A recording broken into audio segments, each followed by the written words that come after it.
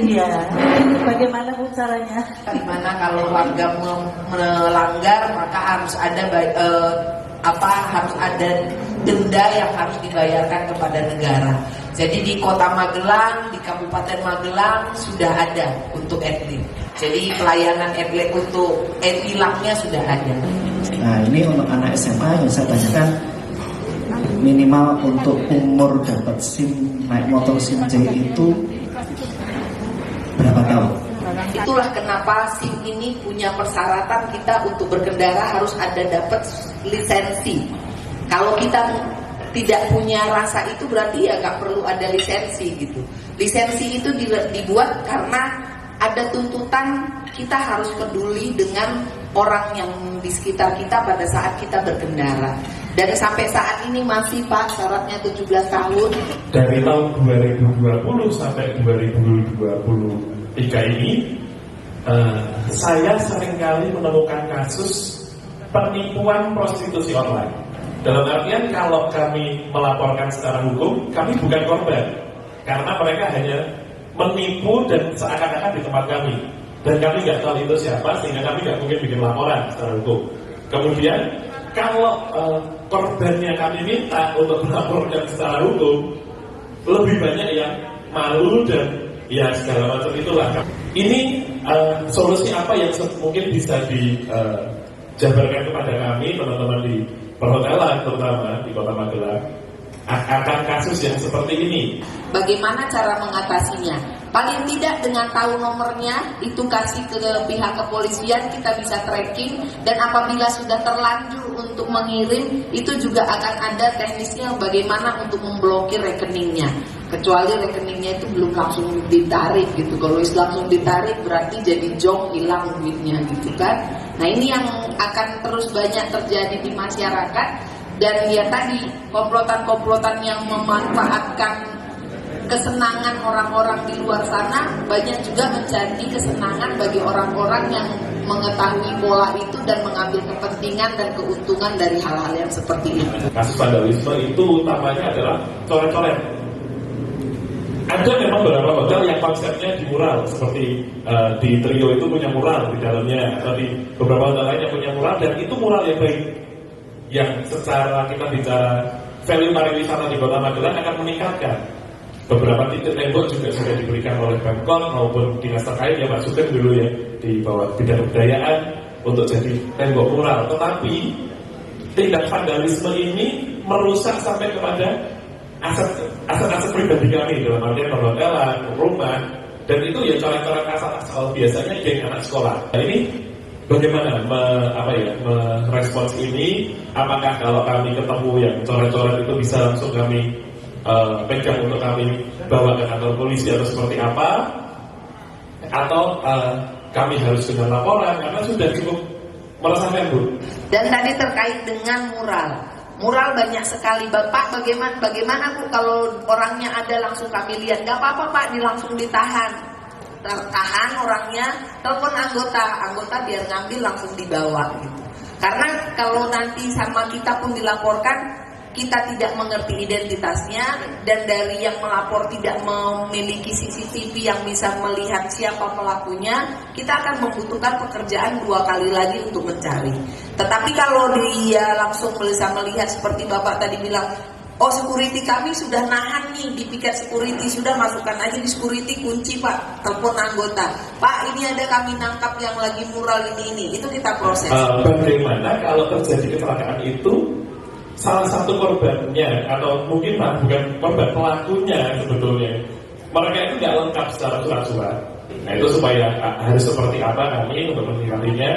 Terima kasih. Ada kejadian kecelakaan, mau kejadian tadi ada yang ribut karena dengan dilaporkannya ke piket yang 24 jam, siapapun anggota yang di lapangan akan diberitakan melalui radio, sehingga anggota yang terdekat di tempat itu bisa segera merapat. Jadi anggota bisa segera mendatangi TKP kejadian tersebut. Dan tadi Pak Eno bilang nggak ada polisi, ya iya Pak, nggak ada polisi di mana-mana Pak. Kami pun butuh tidur.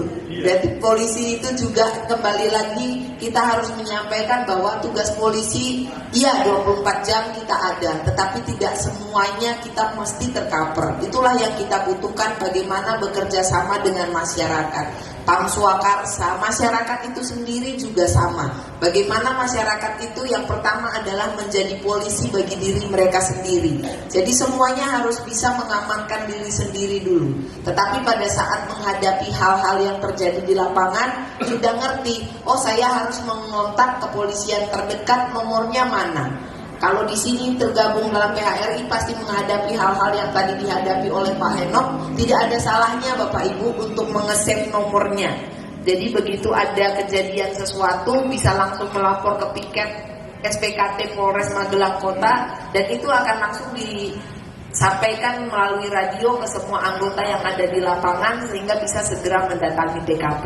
Itu adalah bantuan yang sangat penting bagi kami anggota kepolisian, manakala masyarakat bisa langsung bekerja sama dengan kami apabila ada kejadian hal-hal di lapangan. Itu dari hal kecil itu bisa kita segera atasi. Mengenai lampu merah yang di depannya trio dari Canggu mau belok ke Jogja atau Purworejo atau ke kanan ke Semarang.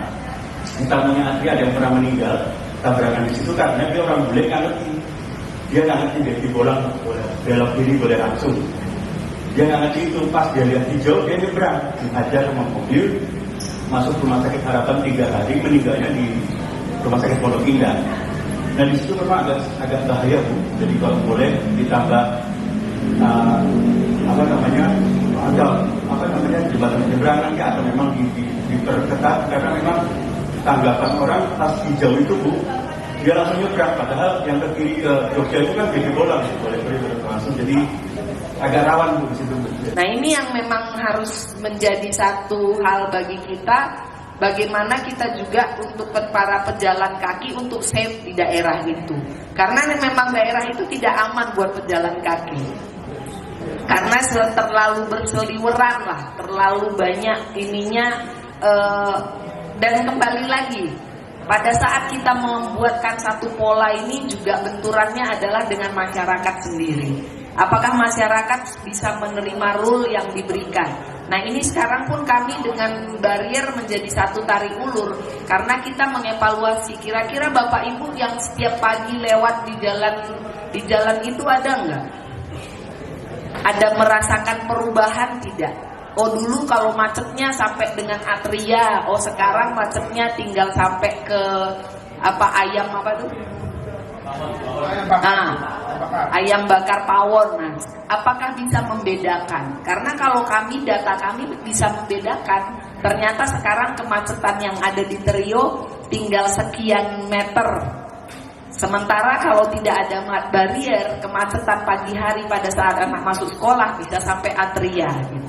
Nah itu ada pola perubahan yang harus kita pelajari manakala kita membuat sebuah rekayasa lalu lintas. Penculikan itu bagaimana ya, walaupun mungkin anak saya sudah dewasa, tapi kami masih punya cucu ya, jadi kami juga ikut resah bagaimana polisi, solusi apa yang akan dilakukan mungkin di sekolahan atau di kampung-kampung, menghimbau seperti apa, mohon petunjuknya. Anak-anak, bagaimana mereka untuk mencurigai orang yang tidak dikenal. Nah ini yang kita sampaikan juga ke sekolah-sekolah, ke guru-gurunya. Dan yang pertama yang harus didengarkan anak-anak, pelajaran ini adalah dari orang tuanya. Bagaimana didikan di rumah menyampaikan, kalau kamu diiming-imingi permen, kamu terima atau tidak? Kalau orangnya nggak kenal, terima, gratis kok. Berarti anaknya akan mudah sekali untuk diculik. Tapi kalau anaknya bilang, nggak mau terima, saya nggak kenal dan nggak tahu yang dikasih itu apa, berarti anaknya sudah punya perlindungan dirinya untuk hati-hati apabila menghadapi bahaya. Jadi hal-hal yang seperti ini dari kita di rumah, kita di sekolah, ya harus bisa mengajarkan hal-hal kepada anak-anak, bagaimana mereka juga tadi protek terhadap dirinya sendiri. Bagaimana bila berhadapan dengan orang-orang yang mencurigakan, ya harus bisa Kamu kalau lihat yang mencurigakan, lapor ke teman, atau lapor ke guru, atau lapor ke siapa yang ada di sekelilingnya. Sehingga ini menjadi sebuah kehati-hatian.